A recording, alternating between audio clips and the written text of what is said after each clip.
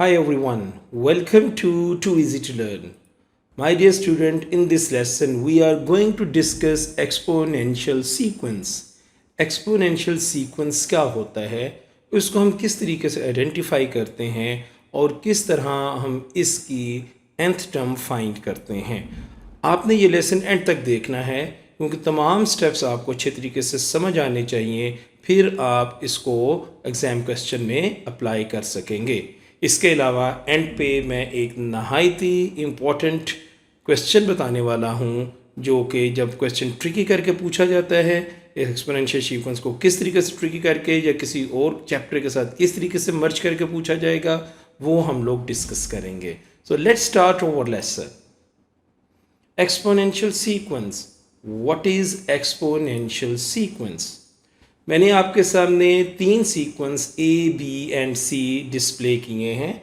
तो सबसे पहले हम सीक्वेंस ए पे थोड़ा सा गौर व फिक्र करते हैं कि what type of this sequence is. तो किस तरीके से इसको आप कैलकुलेट कर सकते हैं. तो term number 1 is 2, term number 2 is 4 and 8, 16 and term number 5 is 32.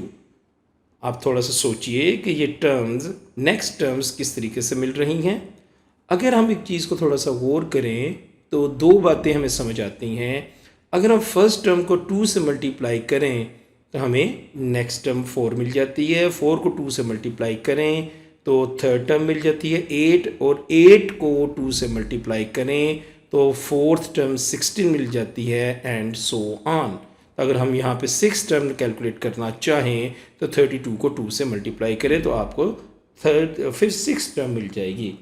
इसके अलावा आपको मज़ीद थोड़ा सा गौर करें तो अगर आप 2 की power 1 is 2, 2 square is 4, 2 square term number 3 में 2 क्यूब इज़ 8, टर्म नंबर 4 में 2 रेज़ टू पावर 4 16. देयरफॉर तो टर्म नंबर n की अगर आप बात करते हैं तो 2 रेज़ टू पावर n. तो this is the nth term of this exponential sequence. Why we call it the exponential sequence. अभी हम मज़ीद बात करेंगे कि इसको हम एक्सपोनेंशियल सीक्वेंस क्यों कहते हैं. इससे पहले हम सीक्वेंस बी के ऊपर बात करते हैं कि सीक्वेंस बी हमें कैसे मिल सकता है. तो सीक्वेंस बी को अगर हम देखें तो फर्स्ट टर्म 5 है, इसको 3 से मल्टीप्लाई करें तो we will get the second term 15. 15 को 3 से मल्टीप्लाई करें देन विल गेट द 45. 45 को 3 से मल्टीप्लाई करें then will get the fourth term which is 135. और 135 को 3 से मल्टीप्लाई करें तो आपको नेक्स्ट टर्म मिल जाती है. लेकिन ये किसकी पावर होगी, तो 5 आएगा, ये तो हमें नहीं पता चल सका और ना ही हमें पता चल पा रहा है कि वो इसकी nth टर्म क्या होगी. आप थोड़ा सा गौर कीजिए. Can you find the nth term of the sequence b like in the sequence a 2 raise to power n. Think about it. Okay, let's see the sequence c. तो सीक्वेंस सी में हम किस 81 को किस से मल्टीप्लाई करें कि 27 आता है. तो इसको चेक करने के लिए किससे मल्टीप्लाई करें तो हम एक रेशो फाइंड करते हैं. तो 27 को 81 से डिवाइड करते हैं. 27 डिवाइडेड बाई 81 तो we will get 1/3. 1/3. Let's see the next. 9 divided by 27, 1/3. 3 divided by 9, 1/3. 1 divided by 3, 1/3. तो this 1/3 is a term, is a ratio, या एक ऐसा नंबर है, एक ऐसा फिक्स नंबर हमें नज़र आ रहा है कि अगर हम इसे 81 से मल्टीप्लाई करें तो हमें मिल जाता है 27. तो ये जो 1/3 this is called common ratio. तो इस कॉमन रेशो को अगर हम हर टर्म से मल्टीप्लाई करते जाएं तो हमें नेक्स्ट टर्म मिलती है. इसी तरीके से 1/3 को 27 से मल्टीप्लाई करें वी विल गेट 9. 1/3 को 9 से मल्टीप्लाई करें वी विल गेट 3. 1/3 को 3 से मल्टीप्लाई करें वी विल गेट 1.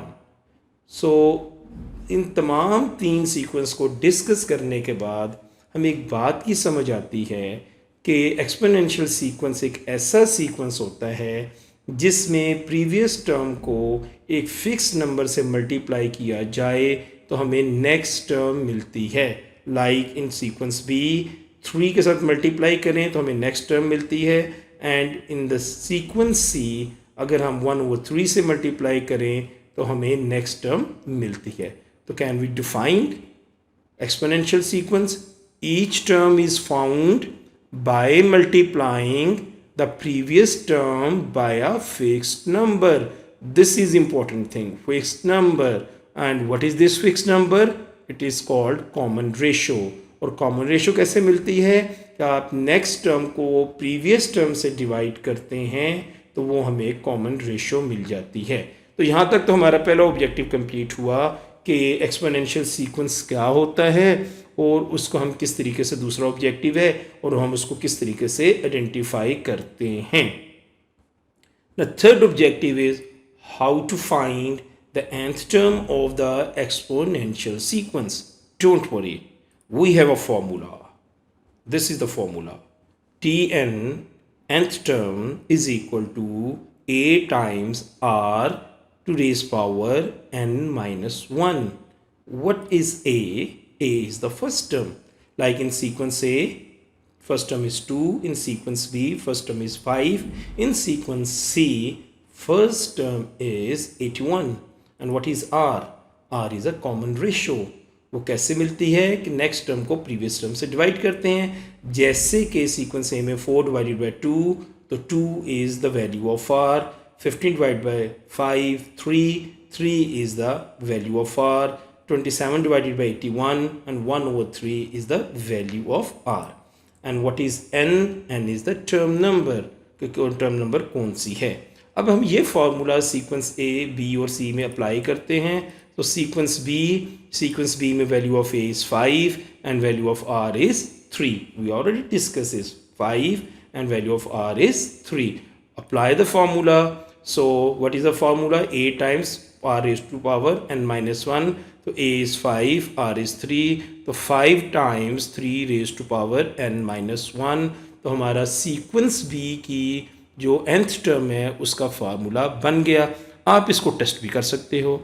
अगर आप n की वैल्यू 1 लो, यानी कि टर्म नंबर 1, तो 3 रेज टू पावर 1 माइनस 1, 1 से कैंसिल हो गया, तो 3 रेज टू पावर 0, किसी चीज़ की पावर 0 हो तो 1 के इक्वल होती है, एंड 1 मल्टीप्लाई बाई 5 इज़ 5. तो फर्स्ट टर्म आपके पास 5 है। Let's discuss sequence C. What is the first term of sequence C? Value of A is 81, and value of R is 1/3. Plug in these value in the formula. 81 times R की value 1/3 है, raise to power n minus 1. तो इस तरीके से आपने इसके nth term find कर ली। तो nth term of the sequence C 81 times 1/3 whole power n minus 1. आप इसको टेस्ट भी कर सकते हो। आप n की वैल्यू 3 ले लें। So 3 minus 1 is 2. So 1/3 raise to power 2 mean 1/9. So 81 को 1/9 से मल्टीप्लाई करें तो यू विल गेट 9. तो this is the third term, 9 is here. I hope कि आपको अच्छे तरीके से समझ आ चुकी होगी कि एक्सपोनेंशियल सीक्वेंस ऐसा सीक्वेंस होता है जिसमें प्रीवियस टर्म को एक फिक्स नंबर से मल्टीप्लाई करें तो उसे हमें नेक्स्ट टर्म मिल जाती है, और जो इसका nth टर्म का फार्मूला होता है a times R raise to power n minus 1. So इसको हम एग्जाम क्वेश्चन में भी बड़े अच्छे तरीके से, ये भी आपके एग्जाम क्वेश्चन ही हैं, इसको अच्छे तरीके से अप्लाई कर सकते हैं। आप इसको प्रैक्टिस कीजिए। At the end learn by heart. आपने सीख रहे हैं, ज़ुबानी याद करने हैं कि एक्सपोनेंशियल सीक्वेंस होता क्या है, उसको आइडेंटिफाई कैसे करते हैं, कॉमन रेशो आइडेंटिफाई करते हैं, और उसके nth टर्म का फॉर्मूला क्या होता है। अब जो सबसे इम्पॉर्टेंट बात है कि एक्सपोनेंशियल सीक्वेंस का ट्रिकी क्वेश्चन कैसे आ सकता है, इसको दूसरे चैप्टर के साथ कैसे मर्ज किया जा सकता है। तो दिस इज़ द डायग्राम। हम लोग एक्सपोनेंशियल ग्रोथ और डिके के बारे में दूसरे चैप्टर्स में पढ़ चुके हैं। तो उनकी जो डेटा वैल्यू है वो एक्चुअली एक्सपोनेंशियल सीक्वेंस है। तो अगर आप उन डेटा वैल्यूज़ को ड्रॉ करेंगे तो आपका इस तरीके से एक्सपोनेंशियल ग्राफ बन जाता है। तो आपको माइट भी आपको ग्राफ का क्वेश्चन आए, एक्सपोनेंशियल ग्राफ ड्रॉ करने के लिए आए, और उस ग्राफ में आपको फार्मूला यानी कि उसकी इक्वेशन ना दी जाए और आपको कहा जाए कि सीक्वेंस को देख के इसका फार्मूला या इक्वेशन ड्राइव करो। This is the hard question and you have to think about it. I will make a video lesson on this type of question ताकि आप इसको अच्छी तरीके से समझ सकें और हार्ड क्वेश्चन को भी सॉल्व कर सकें। So that's all for this lesson. लेकिन जाने से पहले आपकी असाइनमेंट है। तो हमारी होम टास्क क्या है, वो ये है कि find the fifth term and the nth term of the given sequences. तो यहाँ पे 3 सीक्वेंसेस दिए गए हैं, तो आप तो फिफ्थ टर्म फाइंड करें और इन तीनों सीक्वेंस की उनकी nth टर्म फाइंड करें। सबसे पहला काम आपने करना है, सीक्वेंस आइडेंटिफाई करना है, लीनियर है, क्वाड्रेटिक है, क्यूबिक है कि एक्सपोनेंशियल है। हम तमाम चीज़ें हर लेसन में लीनियर, क्वाड्रेटिक, क्यूबिक और इसी एक्सपोनेंशियल तो अब डिस्कस कर लिए, तो बाकी तमाम दूसरे लेसन में हम लोग डिस्कस कर चुके हैं। अपने रूल्स अप्लाई करें, टेस्ट करें कि what type of the sequence is, और फिर उसके nth टर्म का फार्मूला अप्लाई करें एंड देन फाइंड इट। और अपने आंसर कमेंट सेक्शन में लाजमी लिखिएगा। अगर कोई प्रॉब्लम आए तो कमेंट सेक्शन में आप इसको पूछ भी सकते हैं। आई होप कि आप ये तीनों क्वेश्चंस कर लेंगे। सो एंड पे if you want to learn the whole syllabus of O level or IGCSE mathematics, visit our website tooeasytolearn.com, where you can find all lessons in order, and you will also find the worksheet and the past papers questions. अपना वक्त ज़ाया किए बगैर आप ये तमाम चीज़ें वहाँ से हासिल कर सकते हैं। सो इंशाअल्लाह ताला see you in next lesson. Bye bye, thank you.